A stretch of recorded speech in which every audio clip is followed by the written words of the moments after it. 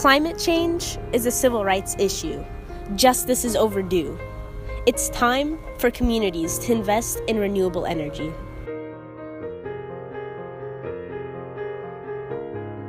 I have asthma. I live near a busy freeway. I live near a construction site. Solar panels on every single roof. Every roof is a waste of opportunity. Voice is amplified in numbers, power in numbers.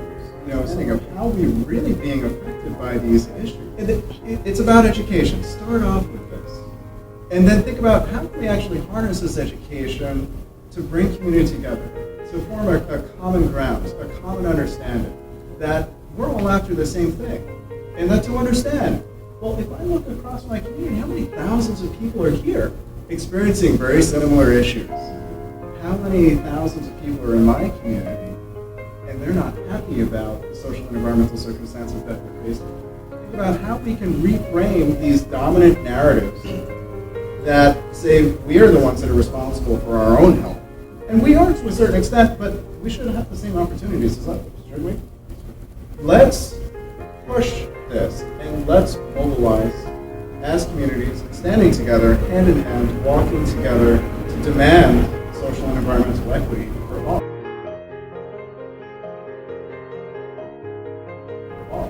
To demand high-speed rail, to demand more sustainable industries, to bring green industries in, right? The things that we're all talking about.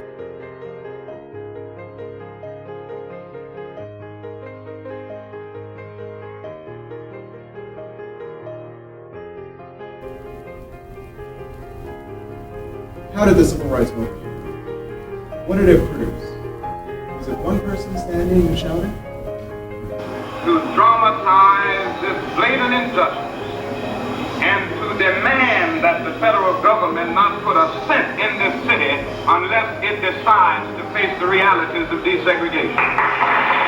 So that's why that community organizing and community development piece is going to be key to changing things.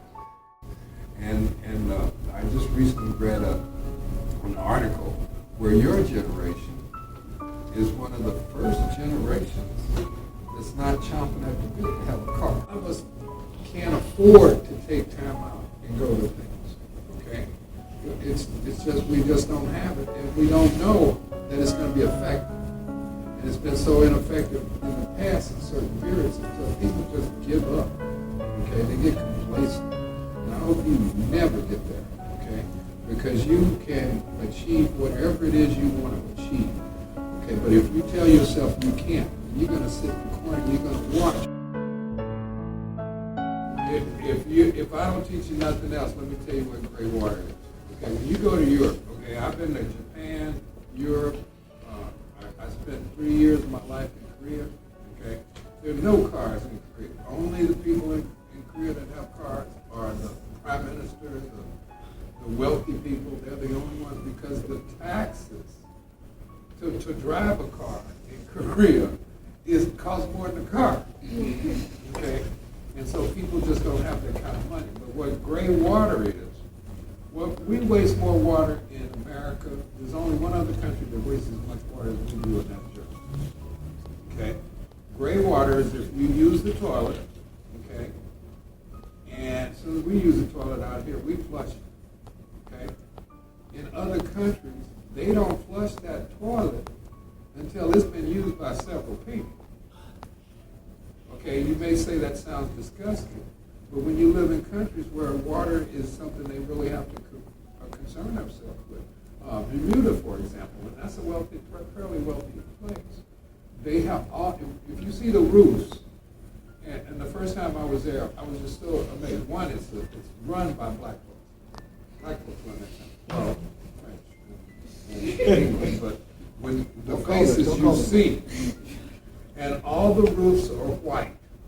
And when I saw that, I said, why do they have all white roofs? And then every now and then you see somebody on the roof and they're scrubbing it down. The reason they have white roofs is they catch the water and recycle. So they have a system where everybody's roof is white. So when it rains, they can recycle that water. so if we start looking at methods of saving, and I know it can be done,